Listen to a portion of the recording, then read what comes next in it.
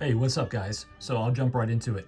The other day I was watching a YouTube channel called The Mad Watch Collector, and he reviewed this watch. This is the Casio G-Shock DW9052-1B. And he says something along the lines of, "This is not a watch that any cool movie character has ever worn." And I was like, bro, what the f are you talking about? Maybe the coolest movie character of the past 10 years wore this watch, and that is Benicio del Toro's character in the movie Sicario, Day of the Soldado. If you guys haven't seen that movie, click off of this review and start watching it right now. It is badass.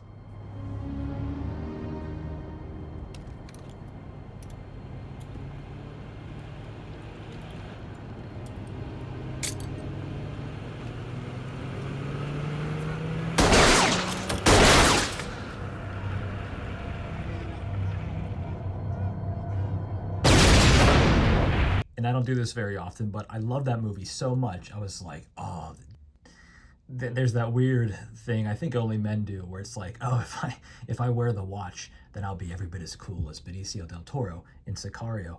And so I bought it. I've come to really appreciate G-Shock, especially this watch that I wear all the time. This is my DW5600. But I don't really love this one, and I'll get into why. Casio wants you to pay $89.95 for this watch, but you can get it for like 30 or 40 bucks on eBay any day of the week. Although rumor is Casio has discontinued this watch, so maybe in the future this thing will be worth a lot of money. The case on this, from that little indentation to that little indentation, 42.3 millimeters, but on a watch this shape, I go from here to here, and that's 45.7 millimeters. The height of this watch, my biggest problem with it, 15.8 millimeters. It's a really thick watch. Thickness doesn't usually bother me, but this kind of gets into absurd territory. It just seems unnecessarily thick.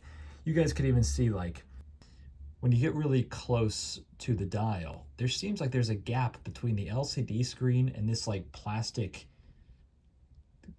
crossbar that goes over the LCD screen, which honestly is nonsense. Like these two blue parts here don't do anything other than look cool. Like this would be cool if you were a kid or a teenager, but as an adult, it's just like, get that shit out of here. It's in my way. It just seems like if you took the LCD screen and pressed it right up against that crossbar, you'd cut off 2 millimeters right there. You'd shave off 2 millimeters, but that's not what G-Shock did. So whatever.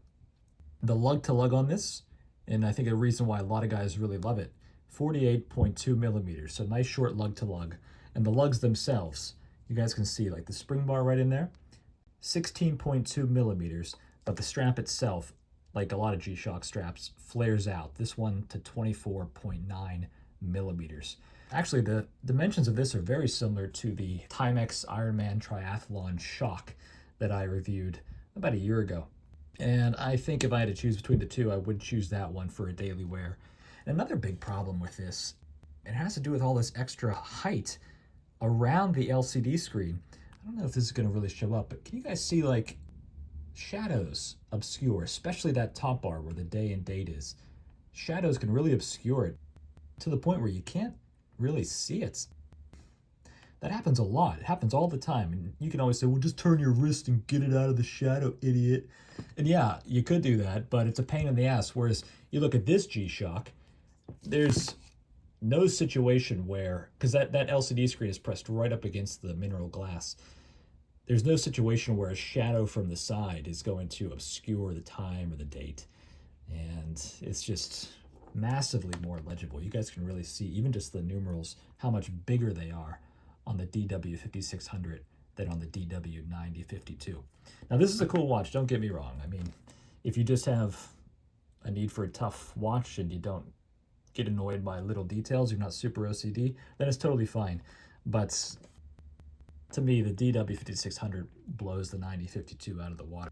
Another weird thing about this watch is that it came with these on it. You guys are probably like, wait a minute, that's not the one that I've seen in the pictures online.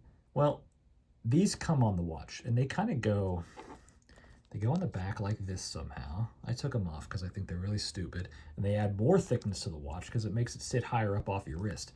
I'll show a picture so you guys can really see. I couldn't find my screwdriver to put them back on for this review. But they go like this, and it just I don't know, more bumps, more protuberances, more things to make it look kind of silly and obnoxious. You take those off and suddenly you've got yourself a pretty decent looking watch. One of the reasons that it seems like a lot of guys pick this up is because it's one of the 4 G-Shocks that was issued a NATO stock number, basically just meaning that they're available to military members and they've been issued by the military. This one, from what I understand, is given to Navy SEALs when they complete their training. There are a couple different colors, this yellow one, and then there's the red one, which I think is probably the more famous one. I don't know which one the Navy SEALs get. Maybe they just get whatever one's handed to them and they're told to shut the f up after that. I don't know.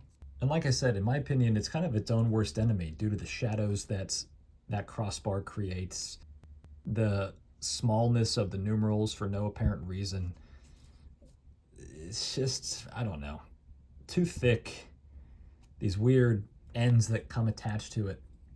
All these things seem like they could have been solved on the drawing board by Casio, but for whatever reason, they just kind of went balls to the wall as far as making this thing look like it's from the future. So whatever, teach their own. The good thing about Casio is there's 55,000 different watches that they make at any given time. So if this isn't the one for you, then you could always sell it, send it back, whatever, get a new one.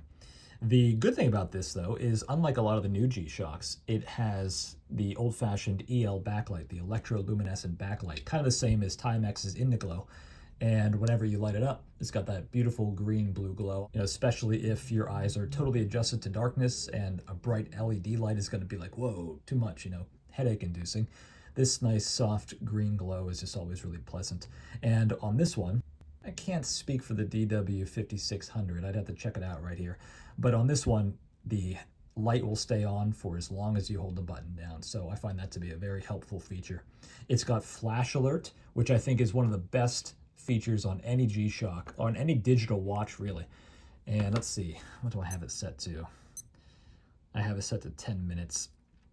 Basically, whenever the alarm goes off or the timer goes off, not only do you hear a beeping sound, but you also see that electroluminescent light flashing. On this one, it does it 20 times, and I think on this one, it flashes 10 times.